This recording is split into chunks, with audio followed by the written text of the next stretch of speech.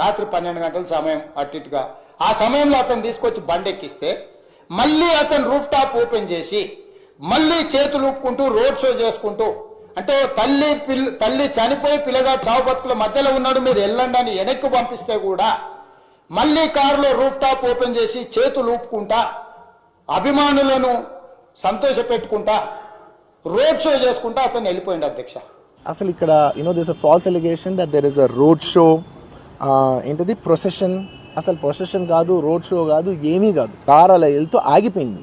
ఒక పాయింట్ తర్వాత ఎంత జనం కూడిపోతారంటే అండి, మీరు కనపడితే కానీ జనం వెళ్ళరు.